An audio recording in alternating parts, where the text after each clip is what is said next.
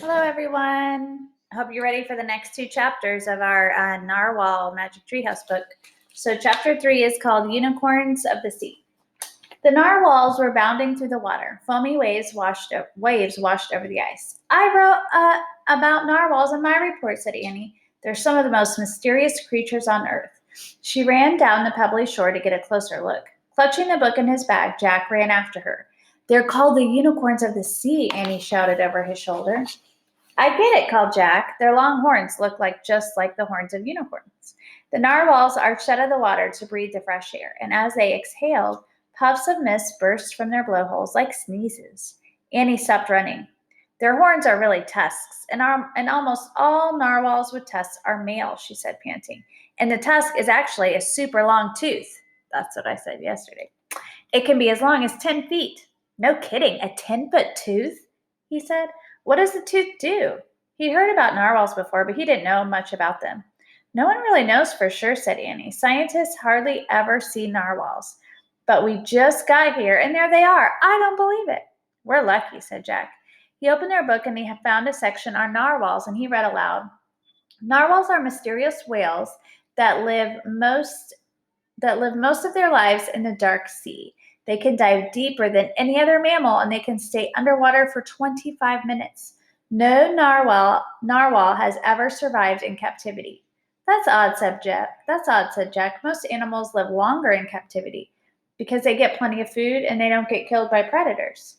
I know, said Annie, but when narwhals are captured and put into aquariums, they don't live long. They need to be free. She and Jack watched the narwhals dive deeper into the water. Their large, heart-shaped tails flashed above the surface. Then the creatures disappeared from sight. Jack read more. Like most whales, narwhals communicate underwater by using a variety of sounds, such as clicks, whistles, and squeaks. Scientists put recorders in the sea, said Annie, and they hear all these weird sounds, but they can't figure out what narwhals are saying or how they can hear at such long distances. Look, they're back, said Jack. The narwhals had popped to the surface. Several were swimming upside down, and some were pushing each other around. Others waved their tusks and tapped them together. Why are they tapping their tusks together? Said Jack. They're having a chat, said Annie, and Jack just laughed. Actually, scientists say they might use their tusks to attract mates or to gather information, said Annie. As Jack watched the narwhals bob up and down in the water, he tried to count them. 1, 2, 3, 4. In the middle of his count, seabirds began screeching overhead. The narwhals made a loud whooshing sound, and they thrashed together in the water. What's wrong? Said Annie. That, said Jack. A tall fin was gliding across the bay. It looked like a black flag. Let's see. Here's the picture. Here's the narwhals over here with all their tusks pointing out. And if you look here, there's that black fin they see. What do you think it is? Uh-oh. Is it a shark? Cried Annie. No, that's way bigger than a shark fin, said Jack. Suddenly, a giant whale burst out of the waves. It had a black back and a white belly, and it was as big as a school bus. The whale crashed down into the water. It's an orca, a killer whale, cried Annie. Oh, and there's more than one, said Jack. At least 4 other giant black fins appeared in the bay. The killer whales were headed straight for the herd of narwhals. Oh no. Chapter 4 is called Stand Back. Go, guys, go! Annie shouted to the narwhals. She raced to the shoreline. Jack ran with her. Go, go, go! He was shouting as loudly as he could. The narwhals dove under the surface of the water again, and then the orcas took off after them. But one of the huge predators swam toward Jack and Annie. Whoa, said Jack, pulling Annie back from the edge of the sea. Suddenly, there was a flurry of splashes and whooshing sounds. What is happening? Said Jack. That orca is chasing a narwhal, cried Annie. A small narwhal had separated from his herd.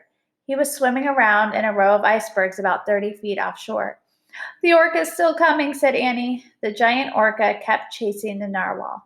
Hurry, cried Jack. The narwhal escaped through a passage in the row of icebergs, and he swam to a pool of shallow water.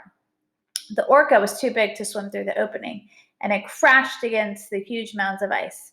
Some of the ice splintered and broke off in chunks. and the orca tried to swim under the icebergs, but the water was too shallow. It smashed against the barrier again, but the passage was still too narrow. Finally, the killer whale swam away. Oh, yay, said Annie, and Jack sighed with relief. They're gone, Jack called to him. You can go now. Go! Hurry, you better go before they come back, Annie yelled. Go find your friends, shouted Jack. As they spoke, more ice shifted and fell, and a chunk of fallen ice now completely blocked the passage that led to the deep water. The narwhal was circling inside the shallow pool. Surrounded by packed ice, he was now trapped. Oh no, he can't get out, said Annie. Stand back, someone shouted from behind them. Move away. Jack and Annie whirled around. A boy with shoulder-length red hair stood on some rocks above them. He looked as young as Annie, but he was holding a huge spear. Whoa, hi, said Jack. Who are you?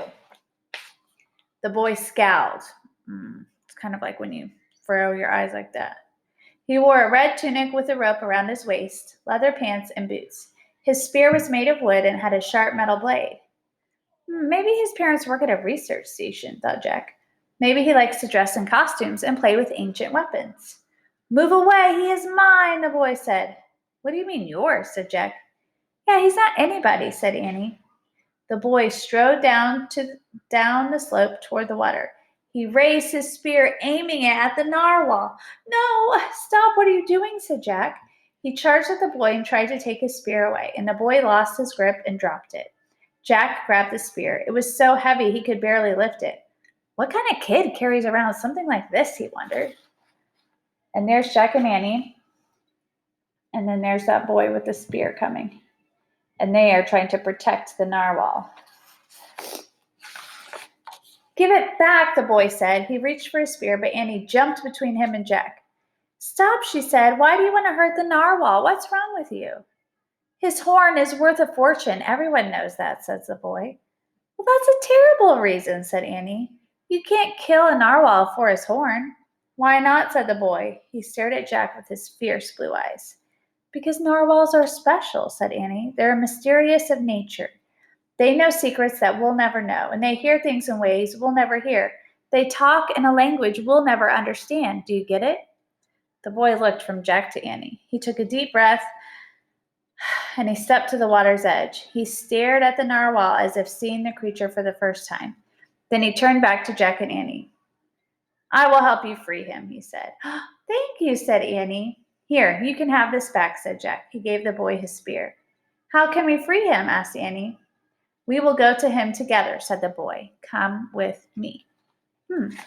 Just like that, they changed the boy's mind. That was cool.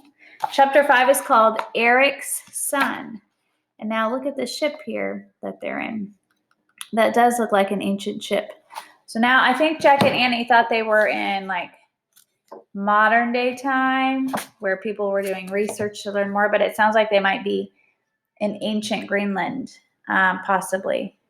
They have an old boat. The boy had an old ancient spear. So we'll have to wait till tomorrow. Tune in tomorrow to find out what happens in our next 2 chapters. All right, bye, friends. Love you.